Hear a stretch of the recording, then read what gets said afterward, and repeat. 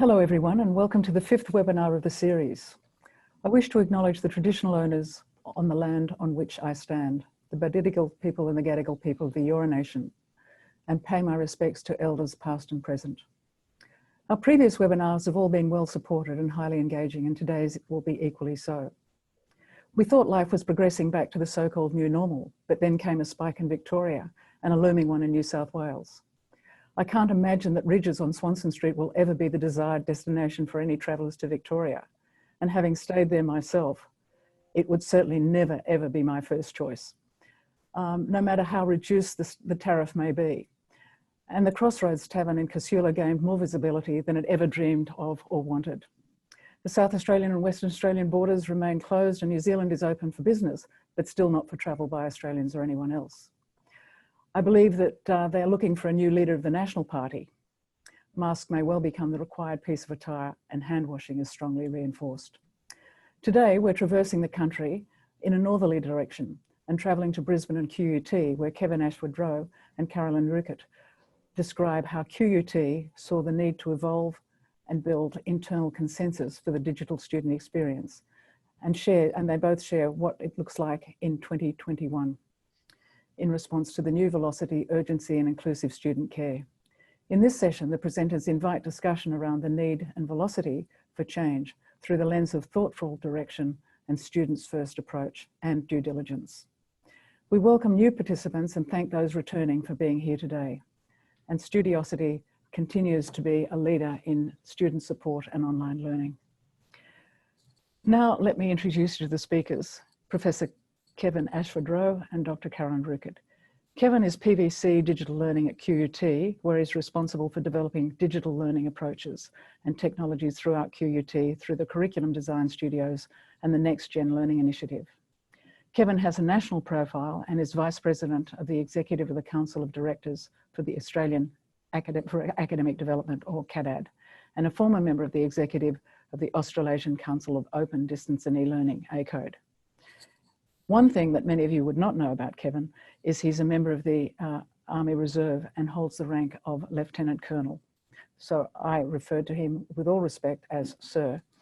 And he's involved in the Royal Australian Army Educational Corps and makes a significant contribution to that. Caroline arrived at QUT in 2015 from the University of British Columbia, where she was Program Director, Student Initiatives, a role she held for nearly 7 years. She's currently Director of Student Success and Retention and is responsible for strategic leadership and direction in the development and management and implementation of university-wide student support services, including language and learning support, mathematics, science and IT support, careers and employability, student retention and monitoring of at-risk students, and leadership and development. So today we have two experts in the field and will provide us with some insights about what they've been doing at QUT over the last few years to support students. Over to you, Kevin and Caroline. Thank you very much for that very kind introduction, Judith, and thank you also to Studiosity for the opportunity to have this conversation with colleagues. Probably I should point out that I'm actually the immediate past president of the Council for Australasian University Leaders in Learning and Teaching. And I need to make sure I correct that on my resume. So thank you for noting that. Caroline and I are going to talk to you today about the digital campus, the QUT approach to a digital campus, and the ways in which we see it both empowering and enabling a drive towards digital education here at QUT. Now, Caroline is the initial slide driver, so I'm going to ask her if she could advance the slides for me as we go. And just before I begin, I would like to add our own acknowledgement to the traditional owners of the lands on which we are gathered. And for those of us who are tuning into this from Australia, we're all of us on somebody's traditional lands, and for us here at QUT, that means that we're on the lands of the Turrbal and Yugara peoples, and the Kelvin Grove campus has a particular resonance because it was a traditional place of gathering and we also believe learning. So I pay my respects to traditional owners, to their elders and their future leaders, and those who are past and present. thank you, Caroline.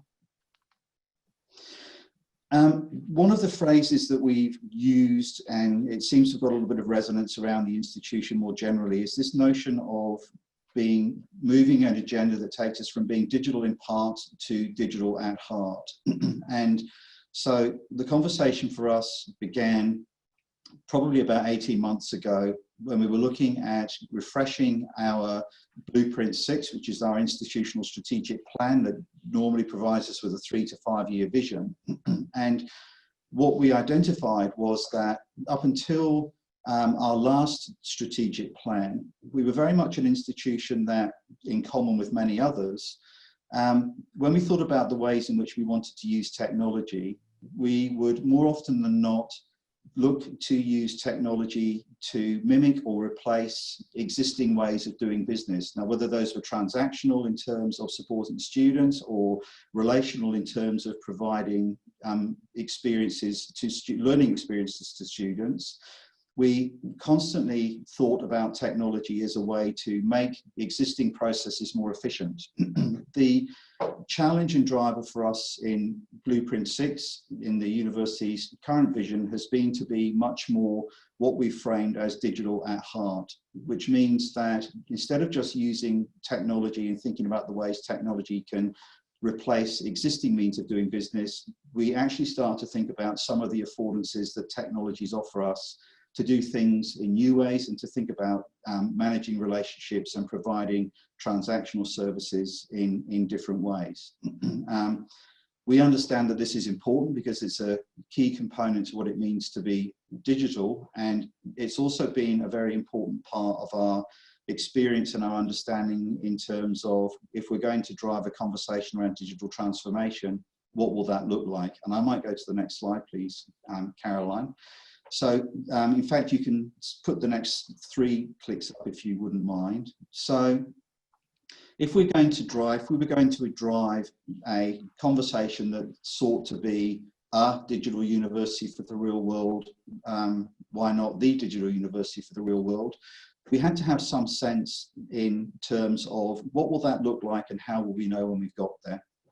So in very broad and general terms, from our perspective, the targets that we've set for ourselves are to be a university that fully embraces a digital learning and teaching paradigm. So that doesn't mean fully online, and it doesn't mean just by distance, but it does mean understanding that digital technologies need to be permeating every single part of the student's experience. And it also means that we need to be able to deliver that digitally enhanced and high quality learning and teaching experience consistently and first time every time. But it also means that we have to have in place a set of frameworks, policies, products, services, processes, systems and tools that enable an institution to drive that particular agenda. Now, some institutions might be more advanced in where they currently sit in relation to these than others. And I'd say that in many respects, universities that have come from a strong distance delivery culture, where they've probably embedded many of the policies and the thinking around how you deliver by distance and then sought to bring technology into that conversation, then it's maybe a slightly different conversation than it is for a university such as QUT, which really, we are a university of technology, but we have for quite some time been very much a university of physical place. Next slide, please, Caroline. So if we're going to understand this driver towards a digital economy, a digital approach, a digital transformation, I think it's important that we have some kind of understanding and give some kind of context as to why digital, why now?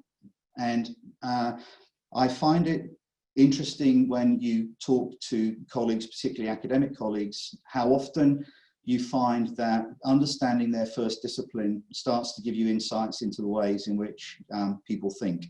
And my first discipline was as an economic and social historian. So my approach to understanding a digital transformation and a digital agenda comes very much out of this notion of understanding that in the same way that we moved from an agrarian to a predominantly industrial economy through the process of an industrial revolution, and depending on who you ask, somewhere between the early 18th to the late 19th century.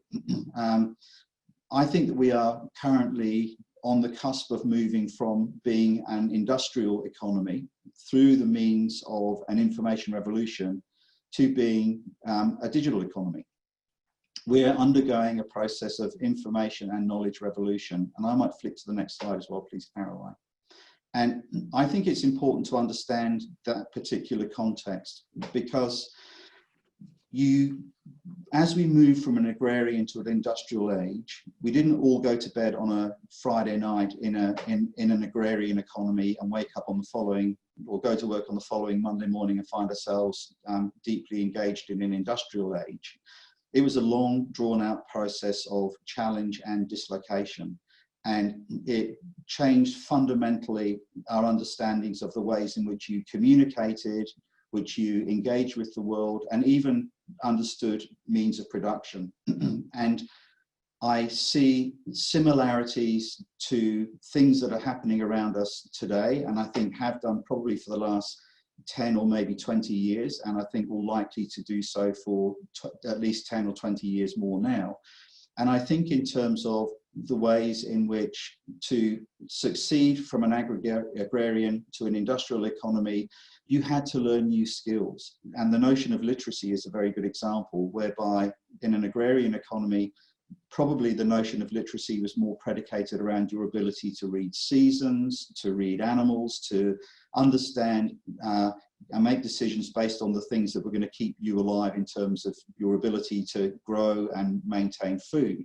Whereas in an industrial age, when people started to condense into cities and even move around the country on trains, the ability to engage with your community changed what the notion of literacy meant. And instead of it being useful to you to be able to read the skies and read the seasons, it became more useful for you to be able to read a train timetable, read an instruction, or read some kind of a newspaper as a way to gain information. And I think that we are on a similar cusp at the moment, and changing our notions of literacy, our understanding of means of production. And I think it's really important to be aware of that, because I think that starts to inform us in higher education as perhaps one of the last sectors of the economy to be really seriously disrupted by technology. And I might go to the next slide again, please, Caroline. So how did that play out for us at QUT? Well, the way that it played out was that as a university of technology, but one of predominantly physical place, we were very much focusing our efforts and our resources and our investments in our physical campuses. And I think it's fair to say that we have two magnificent physical campuses in Gardens Point and Kelvin Grove here in Brisbane. And we've invested significant funds in making those more easier to navigate, the kinds of places that students want to be, the kinds of places that students will stay between classes, and also the kinds of places that the local community will walk through and feel comfortably a part of.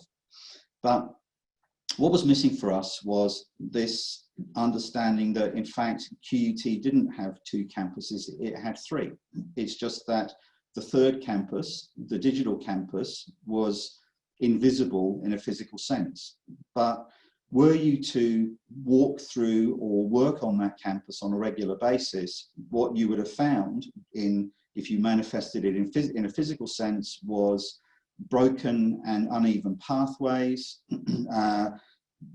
roads that weren't properly lit, buildings that were built in various places had no coherence. Your ability to access those buildings would not necessarily have been based on any real logic. Your ability to move from one building to another building would have been compromised because it wasn't planned and thought out and constructed in that way. And where that narrative landed for us at an institutional level was when we were able to actually describe to our senior executive and our community leaders that not only did we have a digital campus, and not only was it not in a good state of repair, but in fact, on a daily basis, 50,000 of our students and 5,000 of our staff, we're indeed walking through and working on that very digital campus, and we're dealing with those experiences and those challenges. Next slide, please, Caroline. So we had a strategic, we had a vision and a sense, a context as to why we needed to be transforming digitally. We had a vision, started to describe a vision of what a digital campus might look like and what it might do. And we then needed to start thinking about how do we pick this vision up and start to drive it forward with a community. And one of the characterizations I make of universities is that we have to act in many ways like businesses to survive. There is a bottom line. We are all accountable to a bottom line. And if we don't at least turn some kind of a profit, then we don't get to be universities. But once we've made money, once we've demonstrated our abilities as a business, universities aren't actually businesses. And what I'd suggest is that we're more akin to being communities than businesses. And that means that we are sometimes a loose conglomeration of various disciplinary tribes that we seek to find mechanisms to meld together and work together and try and establish different languages and different ways of understanding what it is that we do. So to drive a digital campus forward, what we needed to do was start to describe a vision, and a vision that would have resonance within a community. Because unlike a business where you can probably tell people that when you come into work on Monday, we'll have a new system and everybody will be using it. What I understand about working with academic colleagues is if you really, really want an academic colleague not to engage with something that you're doing, the best thing you can do is to tell them that they have to do it and then sit back and watch while they find all sorts of reasons and alternative options to persuade them from not having to use those particular approaches or technologies. So we described a vision. We started to build up a digital campus master plan. And the notion here was that unlike our traditional approach where we would go and ask the university for a system, one system at a time, and we might be told 1 year we could have a system and the next year we couldn't, we started to situate those particular systems like buildings on a campus as a master plan and describe how they all fitted together into a coherent whole. Next slide, please, Caroline. So we pulled together, in many respects, a simplistic vision, but a vision of what the digital university for the real world would look like and what the digital campus for the University of the Real World would look like. And of course, the reality is that the digital campus is not just a third campus that exists in isolation. It's actually the campus that spans, links, and integrates the two physical campuses. So it's even more important than just being a campus in its own right, because it also provides the integration between that physical learning and teaching experience and how the technology is integrated in the physical to enable and support the virtual experience. Next slide, please, Caroline. So the transition for us was about moving from being digital in part and the campus that probably deserves, that we deserve, to really embracing digital technologies and digital transformation in terms of our future focus around using technology. And next slide, please, Caroline. And where this links in from our perspective in terms of the significant workshopping we've done over the last 12 months or so with both our academic educational colleagues, our teachers and our students, is that we understand that what our students want from us is, of course, a world-class education, and everything hinges on curriculum, but they expect it to be mediated by contemporary educational technology platforms so that their higher education experience is at least consistent with the experience that they have with all other aspects of their life. They expect to be able to engage with teachers and their university, and we know that engagement is a determinant of student success. And we also understand that we can and should be using technology to scale that sense of engagement where you have 50,000 students. And I think that it's less a technology conversation and more an access conversation. And it's the word access that we've probably used the most to drive the student, to drive the expectation around a digital campus, that I don't necessarily think that students expect particular specific technologies. They just expect the ability to be able to access their learning and teaching university experience at the time and in the place that suits them, in the ways in which they can with so many other aspects of their life, whether those are relational or transactional or something in between. And Caroline, that's the next slide, and I think that's probably where you get to tell us a little bit about how this all relates to our students. Thank you, Kevin. So Kevin has framed for us the broader program of work that QUT has undertaken to enable digital education.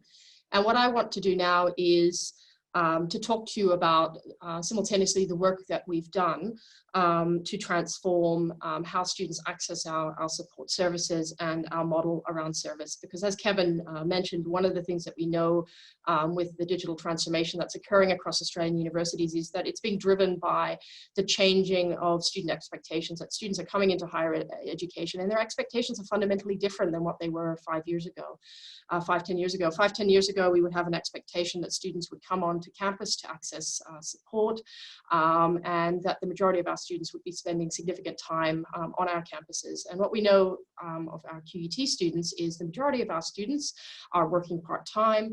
A growing number of our students have complex life circumstances where learning looks really different. Learning looks like I'm on the bus and I'm on my phone in my QUT app, navigating my registration. I have an expectation that I can access synchronous, asynchronous support in a seamless way, and the expectation of having a range of different support services available at the point of identified need is a really different mindset than perhaps what we've had in the past. So what I want to do now is I want to talk about that work of how we've had to change and transform our student support models to really ensure that we're fit for purpose for this concept of a digital campus, and really how the support services have themselves had to rethink what does it mean to be digital at heart.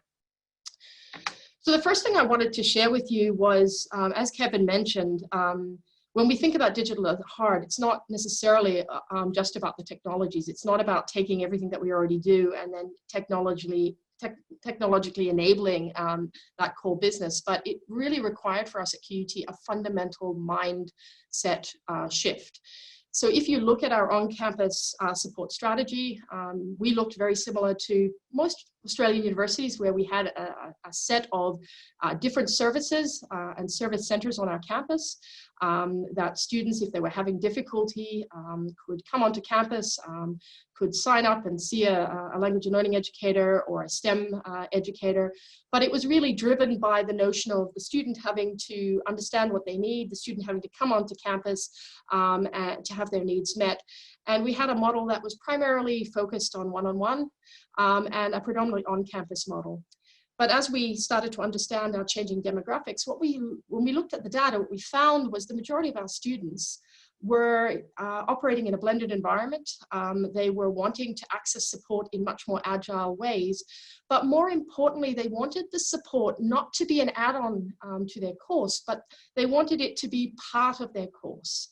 So that meant we had to think really differently. And so one of the things we've done over the last 3 years is transforming our approach from a fundamentally reactive model where it relies upon the student to identify their need and then seek support to a more proactive model. And what that means is moving away from seeing your support services as the add-on to seeing it as a fundamental part of whole of course design. And one of the key enablers of thinking about our support services in that digital at heart way, one of the drivers has been our data. So instead of waiting for the student to access support when they need it, what we've done over the last 2 years is work in close partnership with our data team to really look at what data do we have available and how does that data give us insights into where our students' needs, what do those needs look like. And we've based our new model on a really simple concept of, instead of asking students to meet us where we're at, what would it look like if we had a support strategy for the digital world where we fundamentally meet students where they're at. So what that's meant is a really fundamentally different way of working, and we've also had to change our organizational structures. So we did the bold thing where we closed down a lot of our service doors, and we moved to a model where we still have a centralized model, but where we have multidisciplinary student success teams working in close partnership with each faculty. And those student success teams now work side by side with our academic colleagues, and they work to take a whole of course perspective. They look at the data. Where are the key thresholds, moments of learning for our students? What are the different needs? What are the different cohorts? And then instead of having a more generalized set of support services, what we've really been working on is making sure that we have just-in-time relevant support that's specific to each student's learning cycle. So that means, for example, instead of having a workshop that students have to access after hours, we look at, okay, that first year math unit is a really tricky unit. We know students struggle. It's got poor progression rates. Let's embed that additional support into the core course experience. And that's been transformational for us, because having that embedded model, having that more curricular driven model has allowed us to do a couple of things. One, it's allowed us to work in much more integrated ways and to take a whole view of the student life cycle. So we know in advance where are those key moments, and we bring the support right to the students when it's relevant. But it's also helped us work really differently with our academic colleagues. It's transformed. Many of our academic colleagues used to not think of themselves as partners in student success. If a student struggles, I'm going to send them, and my job is to refer them. Now our academic colleagues are our partners, and they sit down with us and work through what are the needs, and they become a partner in helping us meet those needs. It has also fundamentally transformed how we can support our diverse cohorts. When you have a model that's primarily co-curricular, you end up privileging the students who have the cultural capital and the time to access the co-curricular, but many of the students who are time poor and have complex lives end up not having the access that they need. So by having it embedded into curriculum, we've been able to achieve a scale of support that has been unprecedented. So moving from being able to support maybe 10,000 students a year to 55,000, but also making sure, again, that it's not a one-size-fits-all, that we can co-design the supports so that they're relevant for the particular course and where the student's at in the life cycle. So again, moving from a reactive to a proactive has been really fundamental for the support services, so that we can embrace that digital at heart service, because when students are online, they want that all seamlessly available to them when they need it, and in flexible contexts. The other thing that we've done, and many Australian universities are working on this, but a core part of creating a digital at heart vision has also been recognizing the importance of students and having students in the conversation. I think students' expectations, how they want to learn, what that learning looks like, has really shifted, and it's shifting almost on a daily, yearly basis. So what we've done is we've also invested significantly, as we're digitally transforming our courses, we're engaging our students in co-design. So not just asking students for feedback, but substantively partnering with students, so that when we're looking at a course structure, we're working with the students to map and walk through that life cycle, talking to them about what their needs are, what their expectations are, and making sure, again, that they're informing that design. But the other piece where we see significant opportunity is it's also about leveraging our existing strengths. So QUT has long been a university that values and has strategically embedded peer-to-peer learning across a range of our different support services. But one of the things we've done over the last 6 months in particular is we said, well, what does that actually look like in a digital environment? And again, we've worked in close partnership with our students to transform our peer program strategy and our peer-to-peer helping strategies into that virtual environment. And what we found is that there isn't a one size fits all. What we've found is, for example, in our math, science, and IT strategy, we have a virtual, we've been able to work in partnership with students to design a virtual learning hub. And again, the importance of students being able to be welcomed by a host, that was really important for our STEM students, which was quite different than, for example, our peer program strategy in the Faculty of Health, where we have, for example, a weekly, multiple times a week, students facilitating drop-in sessions in a virtual context, where they wanted it more unstructured, where they can talk not only about their assessments, but also also wanting to talk to peers about the challenges that they're facing. So one of the things we've been quite deliberate in around our design of online learning is to work with our academics to really build the capacity for building connectedness and belonging in that virtual environment. And we found that particularly important during COVID, where when we were connecting to students who were potentially at risk, one of the things that was really important to those students is they didn't necessarily want a one-on-one. They wanted an opportunity to connect with peers, because when you're in a virtual environment, one of the things that changes is those informal conversations that students have in the hallway about the upcoming assessment. They needed us to think with them about how do we create the structures to enable that. The other thing we've worked on quite deliberately has also been to enhance the student voice across QUT. And that means working on our student representative model, but it also has meant working in partnership with our students to have more student stories front and center in the learning environment. So having students share their experiences and having a richer conversation about what learning looks like. So that often means talking about the fact that learning is a bit of a bumpy journey, that you know, building your self-efficacy isn't something that happens overnight. So another thing that's been really common across many of our units and courses is, again, us working in close partnership with students to have more student curated content online and having students more deliberately embedded into our course structure. So students helping students just becomes core business. So again, it's about taking some of the things that we know work well for students based on the literature, and then thinking of more creative and agile ways to then reimagine that for a virtual environment. The other thing that's been really exciting for us over the last couple of years is, as students' expectations have changed, one of the things we've also learned is some of the challenges that our students are facing are challenges that require us to think differently about problem solving. And if we go back to the more traditional on-campus model, if a student at QUT has struggled with a work-integrated learning placement, well, they could go and see a career counsellor to talk about Australian workplace culture. But then if they had a communication issue, they'd have to go to the language and learning educator.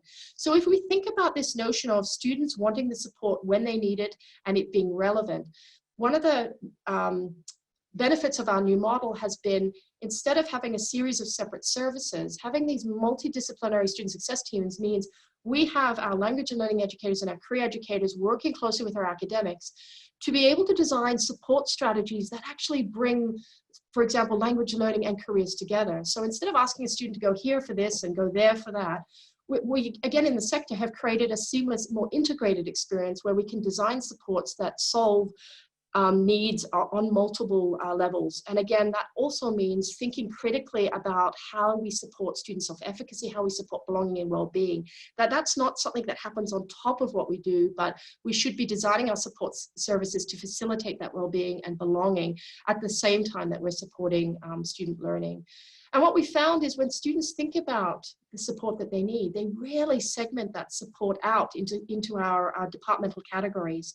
So again, this links back to digital transformation isn't just about the technologies, but it's about changing fundamentally the way we work and the importance of having more partnership approaches, partnerships with our students, partnerships with our academic colleagues, but also really importantly, partnerships with our divisional partners. So now when we design for the digital campus, what we're doing is we're all working together in a co-design, and we're seeing the support services as all interconnected and as a fundamental part of the QUT student experience. It's not the add-on, it's the expectation that all students should be able to access these supports as part of their core course experience.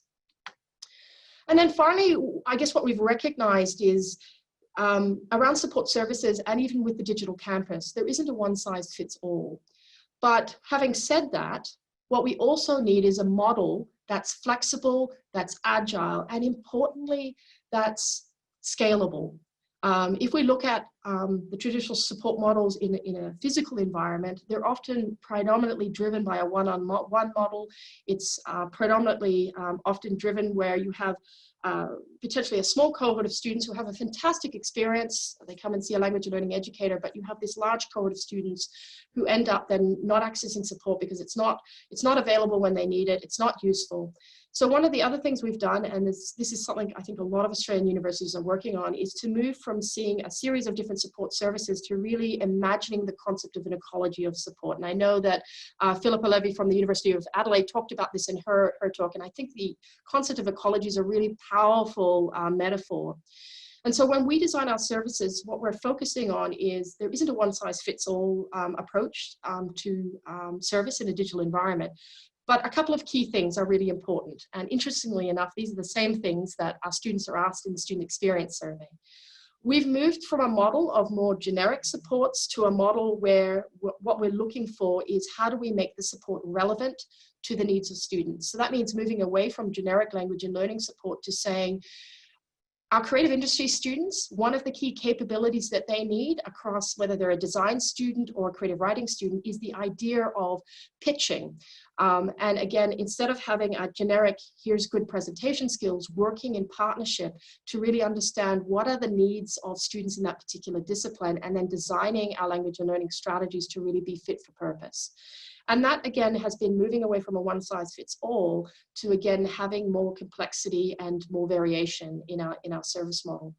But the other thing that's been really important is many of our students will be fine if they have a really strong self-help resource embedded into Blackboard. So we've been investing a lot in development of different kinds of self-help tools, and looking at how do we embed those directly into the course, and so having a lot more strong focus on those resources and improving them.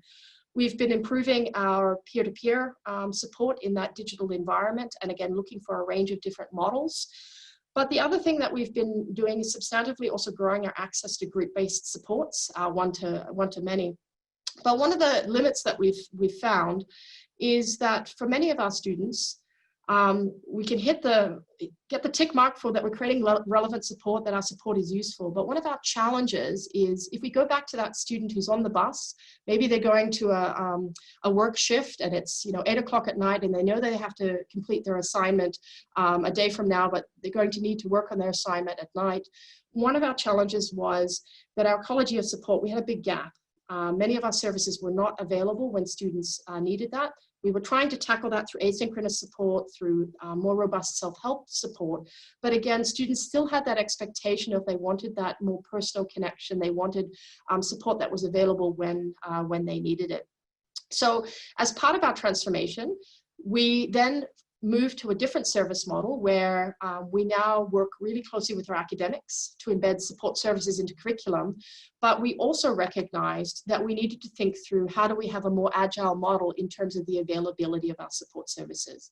So what I want to do now is talk a little bit about the work we've done with Studiosity around trying to tackle that gap.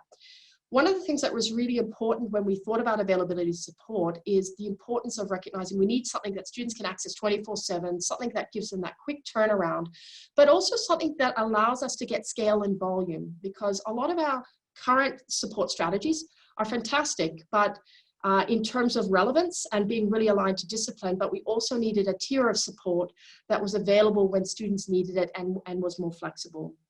So when we embarked on a trial with Studiosity, one of the things that was really important is that we saw Studiosity as part of that ecology of support. It wasn't the magic bullet that would solve everything, but it would really help us address that availability gap. We knew that in order to get buy-in for trying something new like this, it was really important for us to live the value of partnership and to work in partnership with our academic colleagues and with our students. So when we did our initial pilot with Studiosity, we worked in close partnership with our Associate Deans Learning and Teaching. And again, we went back to the data. Where is their need? Where are their cohorts? And we designed a pilot that would reach 36 units across 3 faculties. And again, we targeted the support based on need and using data. But in phase 1, we worked primarily with the Associate Deans Learning and Teaching. And what we found was, and what we learned from the first phase of the pilot, that informed in phase 2, was the importance of not just engaging the academic leadership of a faculty, but we also found it was really important to work closely with our unit coordinators. And when we worked closely with our unit coordinators and they were partners in helping us conceptualize how the support would work, they also became our greatest champions in terms of promoting the support, giving students a gentle nudge at different points in their life cycle. And what we found is between pilot 1 and 2, student engagement improved quite significantly when we had that partnership approach with our academic colleagues on the ground. In terms of our cohorts are quite diverse. Through our pilots, we were predominantly supporting students in that 18 to 24 bucket, and surprisingly also, we were expecting a lot of part-time students, but again, we had very strong uptake from our full-time students, and again, a rate, you can see the demographic breakdown. So again, we also offered the pilot to undergrad and postgraduate students. Some of the key things that were really important that we learned in the process was it was really important for our academic staff to again have the information and the partnership so that they felt like they were part of the process. That involved making sure that they had regular updates and summaries, that they had somebody on the team that they could reach out to if there were questions. But we also found it was really important right from the get-go to establish Studiosity as part of that ecology of support. So we found it was really important also to work with Studiosity so that we can do a warm handoff if students have more complex needs, to hand them back to our team so that we can again work with them. So that was really important. And also obviously having that opportunity around looking at weekly quality assurance, what's working, what's not working. So for example, we did trial at one point having the supports available to some of our equity cohorts, but what we found in the trial is if the support service wasn't embedded within a relational framework and we didn't have that strong partnership with our academic colleagues, the uptake of the service wasn't as great. So again, that partnership approach was really key. In terms of the findings for us were incredibly insightful. So one of the key things that we found is in terms of student access, the majority of students were accessing Studiosity after hours. So that really indicated to us our sense that we had a gap. It was very much confirmed that we were missing the mark and that students wanted that after hours flexibility. What was also surprising to us is that the cohort who used Studiosity was a very, very different cohort than the cohort of students who are accessing our on-campus supports. So again, only 9% of students in the pilot were accessing both.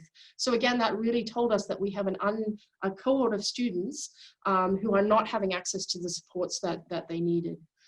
The other thing that we found was students had a very, very positive experience with Studiosity. 86 and 93% of students were either strongly or somewhat satisfied with the service. And again, 82% of students were planning to use the service again. And for us, that was really heartening to see. And what was also for us interesting was that we had an equally strong response from our postgraduate students as we did from our undergraduate students. Because I think we went in with the assumption that this is primarily a great service for first-year students, but what we've learned from that is having that tier of service available more broadly was something that was really well received from our students. So I have to say we're early in the conversation. But in terms of impact, we have had a look at the lens of what kind of outcomes. And again, these are very, very early findings. But what we did see consistently is those units that did have Studiosity embedded. We did see across 12 of our units an increase in progression rates. And then when we did the phase 2 pilots, we also looked at, did it make a difference in terms of GPA? So Bachelor of Nursing is a really big course for us. It's also a course that students will often struggle with.